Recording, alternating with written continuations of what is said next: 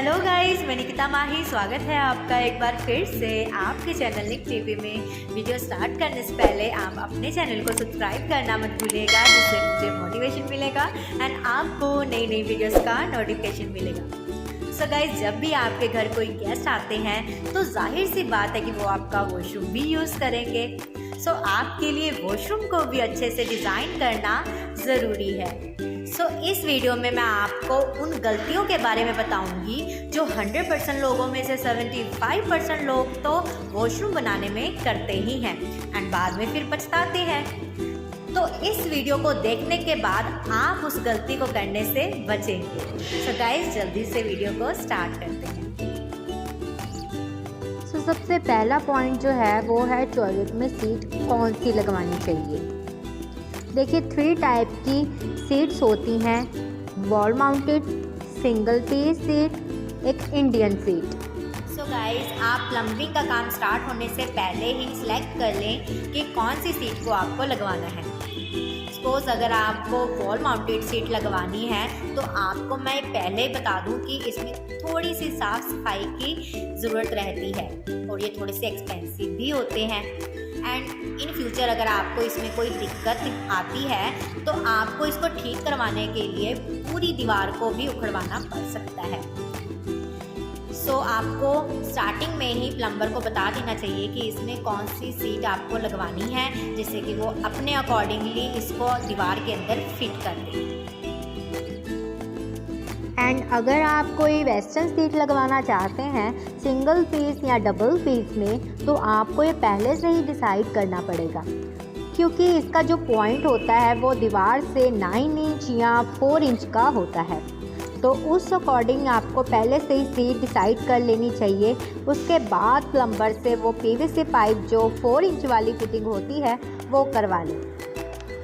And अगर आप Indian seat लगवाना चाहते हैं तो भी आपको पहले से ही डिसाइड करके प्लम्बर को बता देना चाहिए, ताकि वो उसी हिसाब से पीवीसी पाइप की फिटिंग कर सके। कई बार लोग क्या करते हैं, ये सब बाद में डिसाइड करते हैं लास्ट मोमेंट में, और उससे होता क्या है कि पाइप को ज़मीन से उखाड़ना पड़ता है और फिर से उसकी फिटिंग करनी पड़ती है।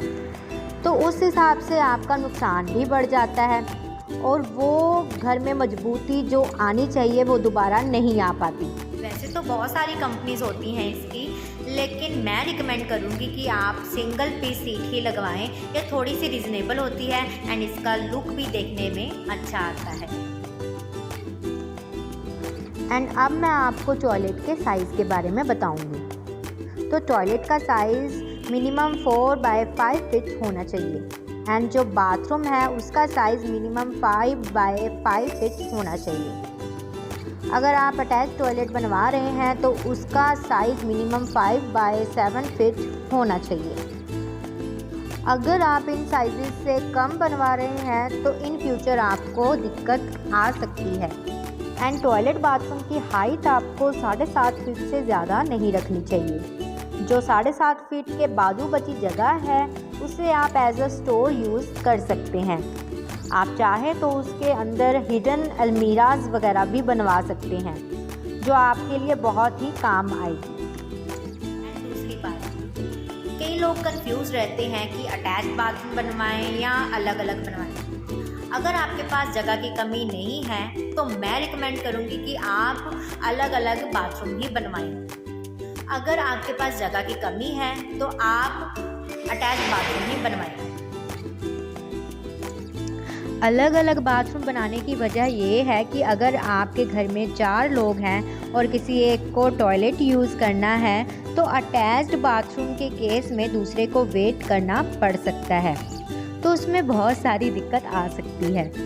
तो उसका सलूशन यही है कि अगर आप अटैच बाथरूम बनवा रहे हैं तो आपको साथ में टॉयलेट सीट अलग से बनवा लेनी चाहिए, चाहे वो इंडियन सीट ही क्यों ना हो, चाहे वो छोटी टॉयलेट ही क्यों ना हो, चाहे 3.5 बाय 3.5 की ही क्यों ना हो, तो उसको ज़रूर बनवाएं एंड जिससे आपकी इमरजेंसी में जाने वाली दिक्कत ख़त्म हो जाएगी।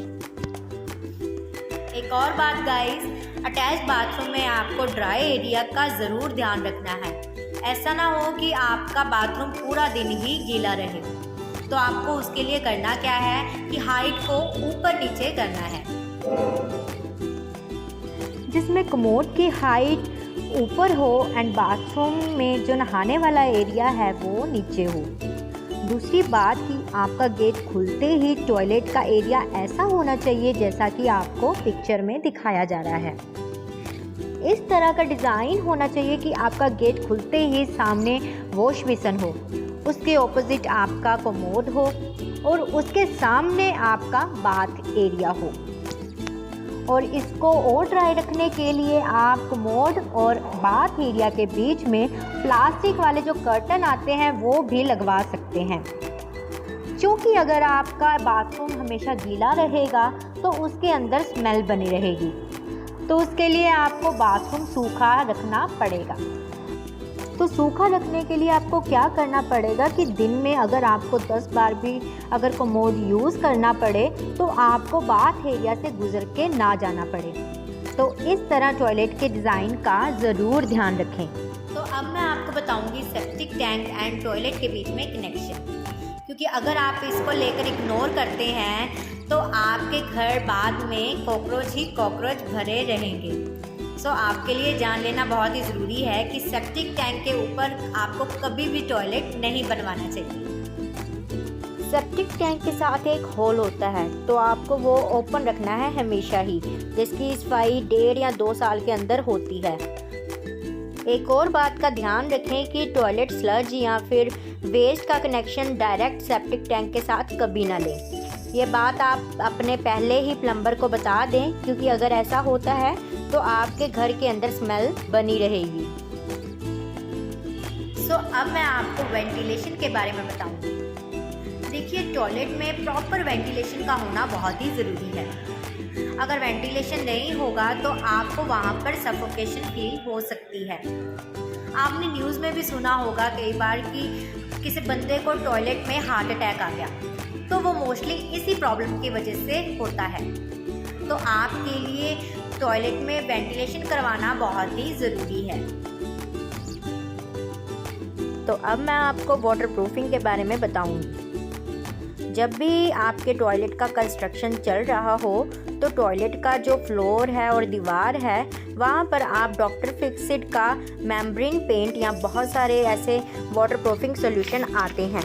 तो ये जहाँ पर आपकी दीवार पर टाइल लगने वाली है, यानी 3 फीट तक या 4 फीट तक दीवार पे टॉयलेट के नीचे और फ्लोर पर आप ये वाटरप्रूफिंग सीमेंट में मिलाकर ज़रूर करवा लें, ताकि इन फ्यूचर आपको कोई दिक्कत का सामना ना करना पड़े।